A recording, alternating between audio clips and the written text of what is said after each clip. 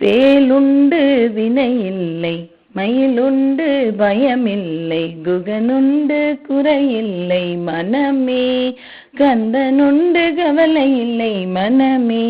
போன வீடியோல சொல்லியிருந்தேங்க, அவர் எப்படி ஓடுறாரு, அவரோட சலங்கு எப்படி சத்தம் கேட்குது, அவரோட கிண்கிணி எப்படி இருந்தது. பார்வதி சிவபெருமான் கிட்ட அவரை பத்தி கேட்கும்போது சிவன் என்ன சொன்னாரு, நானும் அவனும் வேறு வேறு அல்ல என்று கூறினார்.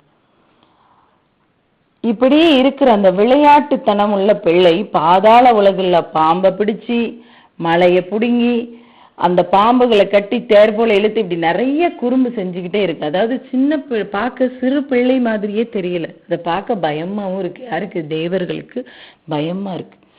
அவருக்கு என்ன நினைக்கிறாங்க, நம்மளை காக்க வந்த முருகன் தான் அப்படின்னு தெரியாம அசுரர்கள் நம்மளை அழிக்க உருவாக்கிய குழந்தையோ என்று நினைத்து பயப்படுகிறார்கள். அதனால என்ன பண்றாங்க, இந்திரன் என்ன பண்றான், அவன் மேல அந்த முருகர் மேல அம்பு செலுத்துறோம். இந்திரன் எது மேல வருவாருன்னு தெரியும்ல உங்களுக்கு. இந்திரன் ஐராவதத்து மேல ஏறி அந்த குழந்தையை எதிர்த்து நிக்கிறார். அந்த குழந்தை மேல அம்பு இழுத்ததும் அங்கிருந்து வருது பாருங்க, நொடி பொழுதுல எதிரம்பு பாயுது. அது பாஞ்சு இந்திரன் கீழே விழுறாரு. இந்திரன் ஏறி வந்த யானை ஐராவதம் அப்படியே அலறிக்கிட்டே கீழே சாஞ்சிருக்கு.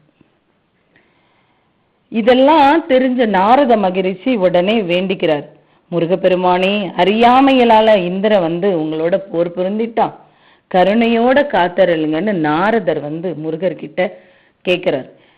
ஏது பிழை செய்தாலும் ஏழை ஏனுக்கு இறங்கி தீது புரியாத தெய்வமே, நீதி தலைக்கின்ற போரூர் தனி முதலே நாயேன் பிழைக்கின்றவாறு நீ பேசு.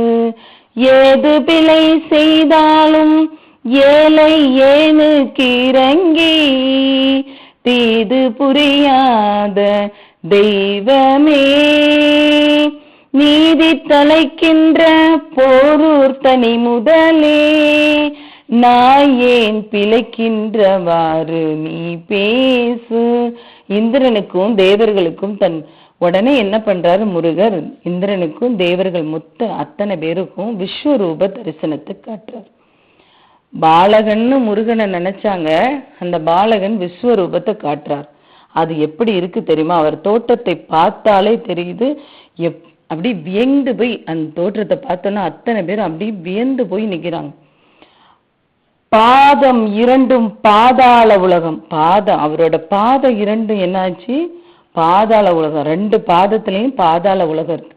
பாதம் இரண்டில் பாதாள உலகம், கணைக்காலில் 7 தீவுகள், இடையை சுற்றிய உடையாய் 7 கடல்கள்.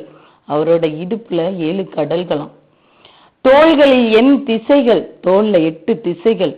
நடு நாபியில் நீல வானம், தலையில் சொர்க்கலோகம், கண்களில் சூரியன் சந்திரன் அக்னி, முடிக்கற்றையில் மேக மண்டலம், அதில் மலர்களாக நட்சத்திரங்கள். பேருருவம் கண்டு புலங்காங்கிதமும் பேரானந்தமும் பெற்று அவ்வளவு பேரும் அடிபணி அப்படியே சரணடைஞ்சிட்டாங்க. தேவாதி தேவ பெருமானே, எங்களை வாழ்விக்க வந்த பூரணனே, வேத முடிவாக விளங்கும் உங்கள் பாதங்களை வழிபட விரும்புகிறேன்.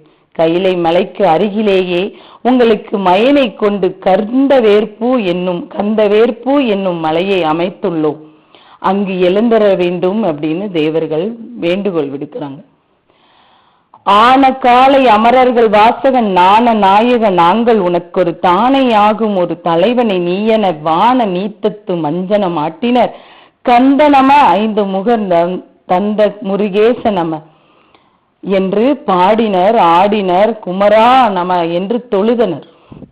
நாணநாயகரே, நாங்கள் அனைவரும் உமது படைகள், தாங்கள் படைத்தலைவர், தேவசேனாதிபதியான தங்களின் கட்டளையை ஏற்று நடப்போம், எடுத்த காரியம் யாவிலும் வெற்றி பெறுவோம்.